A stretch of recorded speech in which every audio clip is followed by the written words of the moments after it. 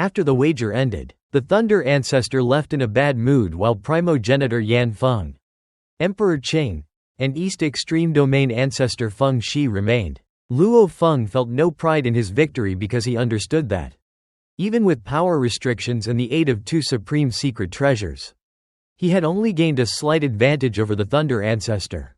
He became even more aware of the terrifying gap between himself and the true experts outside the land of origin and realized that, once he left, he would have to rely entirely on his own strength. Emperor Qing and Primogenitor Yan Feng were both amazed that Luo Feng had won. Yan Feng knew how enormous the difference was between an early divine emperor and a perfect divine emperor. Even under suppressed power, he began to regard Luo Feng as one of those extraordinary geniuses who occasionally appear among countless worlds. East Extreme Domain Ancestor Feng Shi was pleased because the wager established a new law in the land of origin. All great sinners who had slaughtered countless lives would henceforth be executed without exception.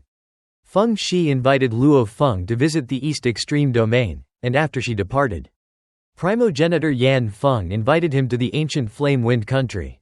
Luo Feng agreed, remembering the kindness he had received there during his weaker days, including inheritances, access to the infinite space treasury, and assistance from Emperor Chu. At Yan Feng's secluded mountain residence, the three enjoyed food and wine while discussing matters beyond the source world. Yan Feng explained that the peaceful life within the land of origin was extremely precious because outside the source world, death could come at any moment. Even cultivators meditating in their own cave mansions might be attacked by dangerous low-level primordial life. Natives of the source world had the advantage of the clone technique, allowing them to leave an incarnation behind. But cultivators from the billions of worlds created by Senior Yuan lacked this ability and often became desperate in order to survive. Yan Feng then explained that cultivators in the braided cage belonged to two major groups. The first were beings naturally born from source worlds, while the second came from the billions of worlds created by Senior Yuan. Those worlds produced intelligent beings with primordial bloodlines, granting them stronger foundations and easier cultivation. As a result, most powerful experts outside the source world came from these worlds. In contrast, natives of source worlds had more difficult cultivation paths but possessed greater potential and the unique clone technique. The conversation shifted to treasures. Yan Feng said that the greatest treasures in the land of origin were the special life remnants found in the Dream Realm's dark region and the depths of the Heavenly Pillar realm. Each life could obtain only one portion from each location, meaning a maximum of 2 portions in total. This limitation was likely imposed by Senior Yuan himself. Yan Feng warned Luo Feng not to sell such remnants easily and even offered to buy them himself if Luo Feng ever wished to sell. When Luo Feng asked about the origin of these remnants, Yan Feng revealed that both the Dream Realm and Heavenly Pillar Realm were likely formed from the corpses of world-level primordial life. Such creatures were unimaginably enormous, and even a tiny part of their remains could be divided into countless pieces. This revelation made Luo Feng realize that Senior Yuan and his companions had once slain numerous world-level primordial life. Yan Feng also revealed a greater threat. The cultivator camp was locked in a long and difficult war against the innate primordial life camp. Entire world groups and source worlds had already been destroyed. Emperor Qing mentioned that the Shell Valley World Group, a major region used to nurture divine emperors, had recently vanished completely, likely consumed by the enemy. Luo Feng was shocked by the scale of the conflict. Although the war beyond the braided cage seemed distant, Yan Feng explained that more cultivators needed to leave the braided cage and join the struggle before worrying about such matters. However, Luo Feng's immediate goal was to obtain the special life remnants. Emperor Qing shared valuable information about the deep regions of both the Dream Realm and the Heavenly Pillar Realm to help him. Meanwhile, at Mount Lighting, Lan Duo Monarch eagerly waited for news of the battle between the Thunder Ancestor and Luo Feng, believing that the Ancestor would have forced Luo Feng to change his stance. Instead, a cold snort suddenly echoed in his consciousness. Terrifying thunder erupted within his soul, instantly destroying him. In his final moments, Lan Duo realized that it was the Thunder Ancestor himself who had killed him. The Thunder Ancestor then sent a decree throughout the ancient country, declaring that from that day onward, all great sinners who had devoured millions of lives would be executed. With the deaths of White Demon and Lan Duo, and with both the Thunder Ancestor and Primogenitor Yan Feng supporting the order, The entire land of origin was shaken. Every force understood that a new law now governed the world, regardless of whether one was an emperor, monarch, or ultimate realm expert. No one could violate it. Luo Feng sat alone atop the city lord's tower in Huyang City. Reflecting on the information he had learned from primogenitor Yan Feng and Emperor Qing, he discovered that only ultimate realm life forms could leave the land of origin through transmission passages. Emperor Qing resided in the Nine Rivers Sacred Realm, a world filled with numerous source world experts where even the weakest inhabitants were ultimate realm life forms and the strongest could reach the half-primordial level. Primogenitor Yan Feng and Thunder Ancestor lived in the Dark Sacred Realm, a place with a much higher entry threshold and far richer resources, where even they were only slightly above the minimum qualification to enter. Luo Feng realized that all these realms had been established by Senior Yuan to nurture weaker cultivators like himself and that, despite possessing the Star Tower and the Eye of Life and Death, he was still far from truly powerful. Using the Eye of Life and Death, Luo Feng observed the dream domain. The eye could see through all sacred lands within the land of origin except the infinite space. It pierced through countless layers of space and revealed the core dark area, which contained only a single, extraordinarily stable space. The landscape was formed from black metal, metallic trees, and shining rivers, while even the weakest creatures there were emperor and monarch level beings. Some of the strongest entities approached the absolute power limit of the land of origin, and their battles were enough to alarm even Luo Feng. He discovered terrifying groups of creatures in the dark area, including hundreds of serpentine beasts gathered together. If they attacked simultaneously, it would be equivalent to facing hundreds of Emperor Qing-level opponents. Even hiding within the Star Tower would not save him, and neither primogenitor Yan Feng nor Thunder Ancestor could survive such a force. He also saw countless special life remnants scattered throughout rivers, mountains, and underground regions, but he could not determine their true value, since the rules only allowed him to bring back one remnant and permanently barred him from obtaining another afterward. He carefully compared every item he could see. Eventually, he selected a dark golden sharp horn hidden deep within an underground maze. Hundreds of centipede-like creatures guarded it and appeared to worship it. Since it was the only horn-like remnant in the entire dark area and was heavily protected, Luo Feng believed it must belong to an incredibly powerful life form and possess extraordinary value. He then turned his attention to the Heavenly Pillar realm. The most striking features there were a massive polluted blood river, huge bone mountains filled with maze-like passages, and countless plants rooted deep into the land. Unlike the dream domain, around 20% of the Heavenly Pillar realm could not be clearly observed even with the Eye of Life and Death. The polluted blood river in particular was impossible to see through, and Luo Feng suspected it was formed from the contaminated blood of a world-level primordial life. Although innate secret treasures were said to often appear in these regions, he could not locate any of them. As for special life remnants, they were everywhere in the Heavenly Pillar realm. The entire polluted blood river and all the bone mountains themselves were composed of remnants. After careful examination, Luo Feng chose a set of 9 segments of black bone hidden inside the central bone mountain among the 289 bone mountains. He believed he could take one of the segments. The 2 imperial clans guarding the Heavenly Pillar realm did not dare obstruct him. Luo Feng sent an avatar deep into the Bone Mountain range and eventually reached the core, where the 9 black bone segments radiated an overwhelming aura. Upon touching them, he received an invisible message stating that he could only take one segment and would never again be able to claim another special life remnant. He moved one segment with great effort and stored it within his divine-level secret treasure, the Waterdrop Flying Boat. Obtaining the dark golden horn from the dream domain proved far more difficult. Despite the assistance of the Eye of Life and Death, Luo Feng failed hundreds of times.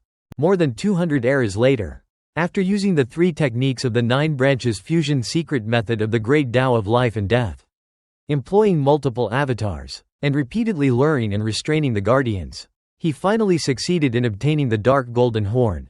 At this point, Luo Feng possessed the 2 most important treasures that divine emperors of the land of origin could generally acquire.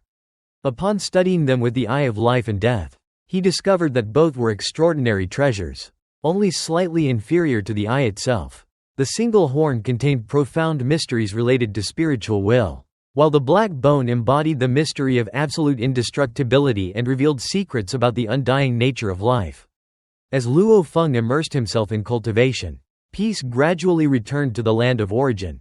Under the joint orders of the galaxy ruler, primogenitor Yan Feng, and Thunder Ancestor, the great sinners no longer had a place to hide, living in constant fear of Morosa and the patrollers.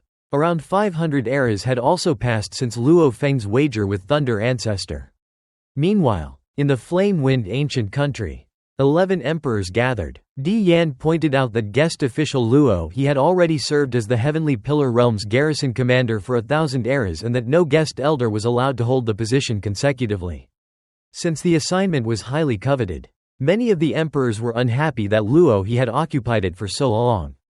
Di Wu, who already hated Luo he because Emperor Chu had previously protected him, strongly supported replacing him. Emperor Chu, however, remained completely unconcerned by her hostility. As the land of origin entered its final period, its destruction was approaching, with only several billion eras remaining before it would completely fall into desolation. The emperors and monarchs living within this world understood that because they had failed to comprehend the complete Great Tao, they could not remain until the very end. Before the land of origin perished, they would have to leave and seek survival in the greater source world. As the deadline approached, the competition for resources among the powerful beings became increasingly obvious and intense. Many godly kings who cultivated the primordial bloodline wanted to survive the destruction of the land of origin.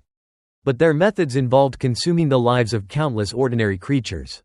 This was the reason Luo Feng had previously pushed for the rule that great sinners must die, preventing those who committed extreme crimes from continuing to slaughter billions of living beings for their own cultivation and survival.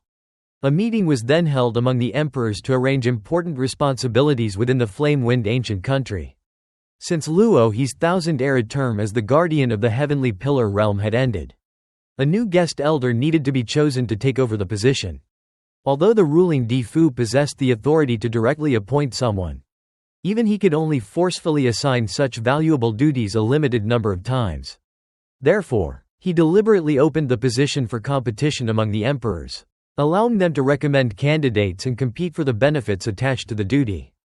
In the end, the position of guarding the Heavenly Pillar realm was obtained by Di Yan, Di Shi, and Di Wu's faction, with Di Yuan already dead, Emperor Qing choosing to remain neutral, and Di Fu not participating in the competition. Their group possessed the strongest advantage among the remaining contenders. Meanwhile, several other powerful figures such as Di Kong, Emperor Zan, Di Jufeng, Di Wu, Di Yu, Emperor Ming, and Emperor Chu remained relatively independent, each following their own cultivation paths rather than forming a unified faction. After assigning the Heavenly Pillar realm, Di Fu continued announcing other important duties, including the responsibility of guarding the treasure site known as the Heaven and Earth Maze. One by one, the positions were distributed among the emperors. When the duty of guarding the fire prison realm was announced, Di Fu explained that this location contained many primordial bloodline creatures that had reached the second realm of godly king strength. Therefore, the guardian had to possess at least the cultivation level of a second realm godly king. Emperor Chu immediately volunteered to take this responsibility. However, Di Yan reacted strongly against it. He believed that Emperor Chu's faction intended to let Luo He eventually gain access to the fire prison realm because Luo He cultivated the life path and was famous throughout the land of origin for his achievements in understanding life. The fire prison realm contained countless secrets regarding the cultivation and evolution of primordial bloodline creatures. And allowing Luo He to study those secrets would provide him with an enormous advantage. Di Yan argued that the imperial clan needed rules for controlling guest elders, stating that they should first accumulate enough merit points through contributions before receiving the best resources and opportunities. Emperor Chu was confused because, in his opinion, guarding the fire prison realm was already an extremely difficult and dangerous task. However, Di Yan emphasized that the problem was not the difficulty of the duty, but the benefits Luo He could obtain from it. The primogenitor Yan Feng's research into primordial bloodline creatures had only been able to consistently create creatures at the second realm of godly king level, with only occasional appearances of ultimate realm primordial bloodline creatures. The mysteries contained within such research were incredibly valuable to someone cultivating the life path. At that moment, Di Wu also stepped forward and declared that he would personally take the responsibility of guarding the fire prison realm. Since Di Wu also cultivated the life path and had long struggled to comprehend the great Tao, he wanted to use this opportunity to deeply study the mysteries of life.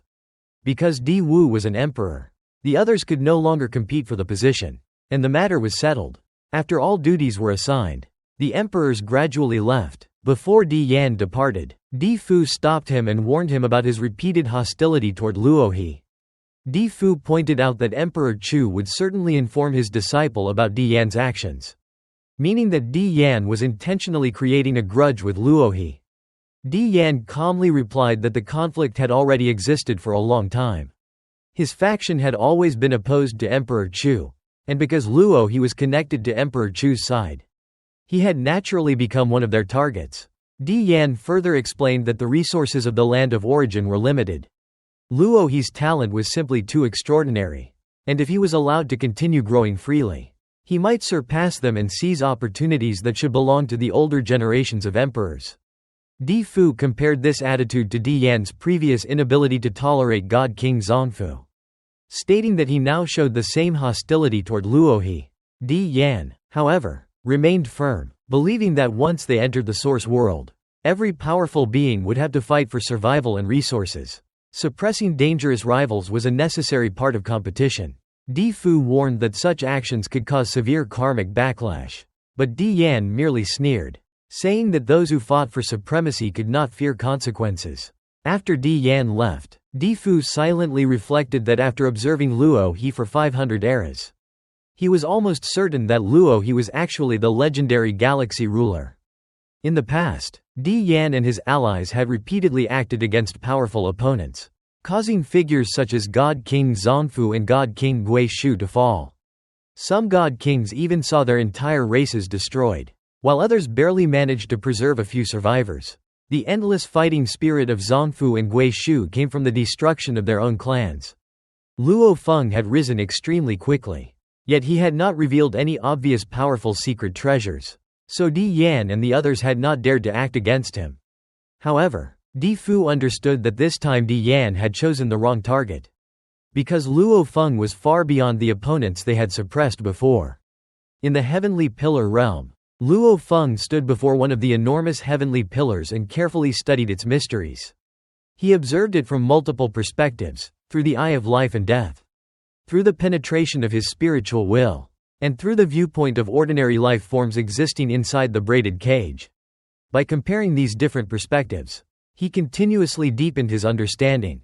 Through the eye of life and death, Luo Feng saw a terrifying black river of life force surging violently through the primordial space. This vision revealed mysteries of life that were far more profound and vast than the great Tao of life contained within the supreme rules of the land of origin. The great Tao of life within the supreme rules represented all life mysteries inside the land of origin.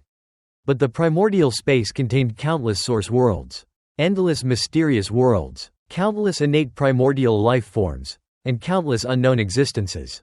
Therefore, the mysteries of life within the primordial space were far beyond anything within the land of origin. Luo Feng realized that the 36 heavenly pillars were divided into 9 great Taos, with each great Tao supported by 4 heavenly pillars pointing toward different directions. These pillars were like lamps burning in endless darkness, created through the painstaking efforts of Senior Yuan and the others to illuminate paths beyond the restrictions of the braided cage. Each direction represented a possible route toward breaking free from the limitations of the current world. Soon afterward, a gray-robed elder arrived at the heavenly pillar realm to take over Luo Feng's previous duty. Luo Feng's garrison avatar met him and explained that the 1,000-era term had ended, then brought him to meet Emperor Zan so the transfer could officially be completed. For Luo Feng, guarding the heavenly pillar realm itself was not particularly important because his identity as the galaxy ruler allowed him to freely study the 36 heavenly pillars whenever he wished. After completing the handover, Luo Feng finished another responsibility in the flame-wind ancient country. From then on, only his punishment of guarding Shangji City remained, and because of his conflict with Yan Su, he still had thousands of eras left before completing that assignment. In the present Huyang City, 5 enormous mountain ranges surrounded the entire city like a massive defensive formation. Beneath the surface, These mountains were actually connected together, forming a gigantic claw-like structure. This was Luo Feng's innate secret treasure, Palm World, during the past 500 eras. Despite his powerful strength and the ability of the Eye of Life and Death to search the dream domain, Luo Feng had only discovered one innate secret treasure. This treasure appeared as a small blurry claw naturally containing countless mysterious secret patterns. Once activated, the palm of the claw could form an entire world. After refining and mastering it, Luo Feng placed the treasure beneath Huyang City, with the visible mountain ranges above ground being only a tiny part of its true form. Only a small number of existences in the land of origin could see through the mysteries of this innate secret treasure. And some might even use it to guess Luo Feng's true identity as the galaxy ruler. However, Luo Feng was no longer worried about exposing himself. Originally, he had planned to purchase a cave mansion-type array formation secret treasure from Di Qing to protect Huyang City and the headquarters of the Blade River sect. But the innate secret treasure Palm World was clearly a much better choice. Even with only partial activation, it could easily reach the upper limit of power allowed within the land of origin. Luo Feng became increasingly amazed by the dream domain, realizing that it was truly mysterious because it could naturally nurture powerful secret treasures.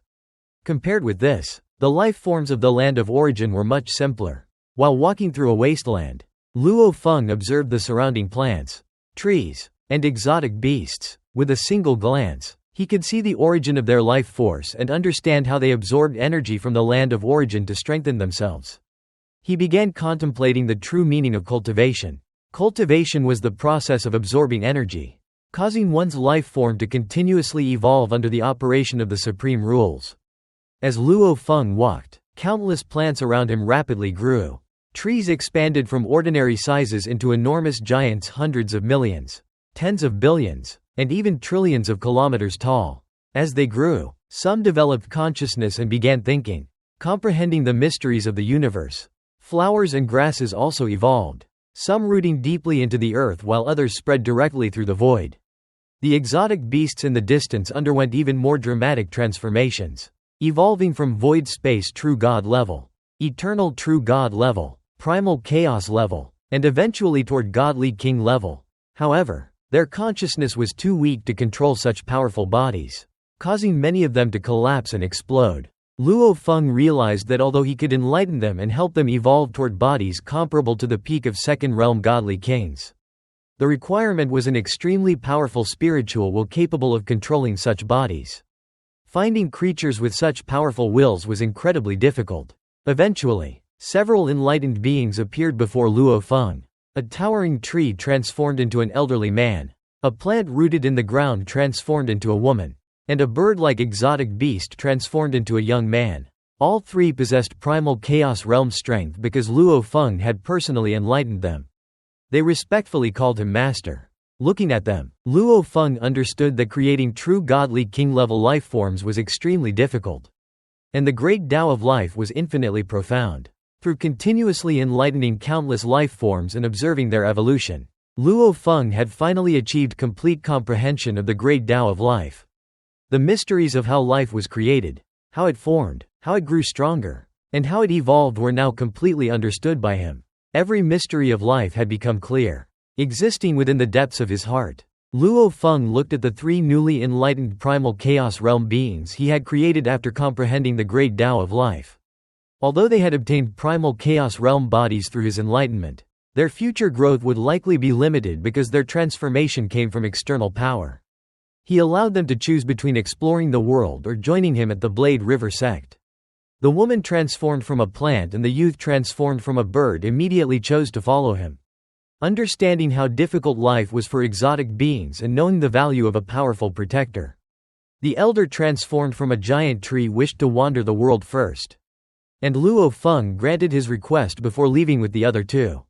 At the Blade River sect headquarters, Luo Feng entrusted the two newcomers to Morosa. When Morosa sensed Luo Feng's aura, he was shocked to discover that his master had finally reached great Tao perfection and entered the ultimate realm. He joyfully congratulated Luo Feng, realizing that his master's already terrifying strength had advanced even further. Luo Feng then instructed Morosa to begin nurturing the destruction army. as his new realm no longer required him to keep certain secrets hidden. Afterward, Luo Feng walked through Huyang City and reflected on the nature of life. The choices made by the three enlightened beings showed him the limitless possibilities created by spiritual will. He understood that, within the land of origin, he had essentially become the embodiment of life itself.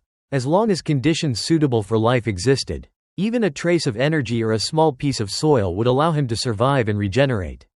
However, he also realized the limitations of his current understanding. His mastery only covered the great Tao of life within the source continent and could not yet comprehend higher existences such as divine emperors or primordial bloodlines. Great Tao perfection could obscure causality and traces from ordinary methods of investigation. But beings that had transcended the braided cage could still perceive such things. Through the eye of life and death, Luo Feng could even observe some traces left by the ancestors of the two great nations. Sitting alone atop a pavilion, Luo Feng understood his next goal: to evolve the great Tao within the source world into a primordial level great Tao. Studying fragments of scales and other materials from ultimate realm primordial bloodline creatures, he could understand the mysterious 9 forms within them, but not the deeper matter originating from their primordial bloodlines. He realized that a true primordial level great Tao of life would encompass these mysteries completely. Over the next century, Luo Feng comprehended all 27 forms possessed by the 9 ultimate realm primordial bloodline creatures in the land of origin. Among them, 5 possessed especially useful abilities. Using these forms, he created several powerful avatars. One of them, the Time Avatar, naturally existed simultaneously in the past, present, and future, although Luo Feng still did not fully understand its profound mysteries. Another was the Heaven and Earth Avatar, which possessed the innate ability to merge with the laws governing heaven and earth and amplify its power tremendously. Luo Feng then completely activated his innate secret treasure, Palm World. The activation caused a massive disturbance. To the shock of everyone in Huyang City, the entire city slowly rose into the sky. Gigantic mountain ranges transformed into the claws of an enormous furry paw spanning billions of kilometers. While its massive palm supported the entire city, lifting it approximately 80 trillion kilometers above the ground. The experts of the Blade River sect and even Di Yuan were stunned by the spectacle. Luo Feng informed them through spiritual transmission that the enormous claw was a secret treasure under his control. As he operated Palm World, Luo Feng discovered that it was a complete world entirely isolated from the outside, even severing causality more thoroughly than Mount Lighting. He then merged his Heaven and Earth avatar with Palm World, allowing him to experience and observe the operation of an entire world from a completely new perspective. The tremendous commotion spread across the entire land of origin, attracting the attention of countless powerful beings.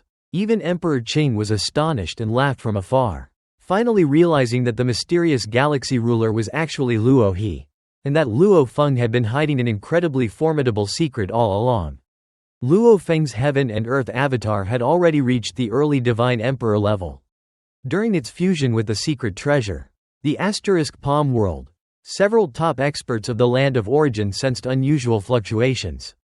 An unfamiliar early-stage divine emperor possessing such a powerful treasure could only be one person, the galaxy ruler. It was impossible for another being of that level to appear so suddenly. Luo Feng stopped concealing himself and revealed his true identity to Emperor Qing. Emperor Qing immediately recognized him, praising both his avatar and the extraordinary innate secret treasure. After examining the gigantic furry paw that formed the Palm World, Emperor Qing estimated that the treasure would be worth 30 to 40,000 reward points in the infinite space treasure vault and asked if it had come from the dream domain.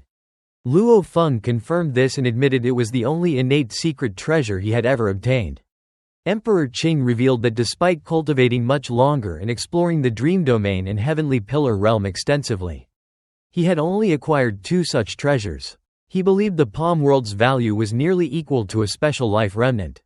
When he realized Luo Feng had no intention of taking the treasure away from Huyang City, he remarked that Huyang City had become the safest place in the entire land of origin because its causal isolation was so powerful that even he could not perceive anything inside it. Soon, primogenitor Yan Feng and the Thunder Ancestor arrived. Yan Feng instantly recognized that the treasure was likely the paw of a high-level primordial life that had been nurtured within a world-level primordial life in the dream domain for countless ages. He also judged its value to be comparable to a special life remnant. The Thunder Ancestor tried to purchase it, even offering a heritage that directly led to half-primordial enlightenment. But Luo Feng firmly refused. The Thunder Ancestor remained patient, believing that time might eventually change Luo Feng's mind. The East Extreme Domain Ancestor, Feng Shi, also arrived, and the 5 most powerful beings of the Land of Origin gathered together. Luo Feng hosted them with fine wine and fruits. During their conversation, Feng Shi admitted he had long suspected that Luo he was the galaxy ruler but found it hard to believe because Luo he was too young. The discussion then turned to Luo Feng's origins. Yan Feng asked whether he was a reincarnator or had truly reached such heights in only around 1500 epochs. Since none of Luo Feng's techniques matched those of historical experts, Feng Shi believed he was not a reincarnator from the Land of Origin. The Thunder Ancestor suggested he might instead be a powerful being from another source world who had reincarnated there. Luo Feng, surprised, asked whether such things had happened before. The others explained that they had heard of such cases during their journeys outside the source world. The Thunder Ancestor found it difficult to believe that someone could reach Luo Feng's level in such a short period after arriving in Huyang City through reincarnation. Emperor Qing and the others were equally astonished by his growth speed. Luo Feng simply laughed and told them to consider him a reincarnator, refusing to explain further. However, the others increasingly felt that he had likely achieved everything through genuine cultivation in an incredibly short time, which made his talent and potential seem almost terrifying. Meanwhile, the emperors, monarchs, and godly kings across the Land of Origin also began speculating about the events in Huyang City. Emperor Yan, Emperor Shi, and Emperor Wu gathered to discuss the matter. Emperor Yan was convinced that Luo he was the galaxy ruler. He pointed to the overwhelming power of the Palm world, its causal isolation that surpassed even Mount Lighting, the long-standing mountain ranges surrounding Huyang City, the galaxy ruler's hatred of evil, and Luo he's own behavior and rise to power. Combining all these clues, he believed there was a 90% chance they were the same person.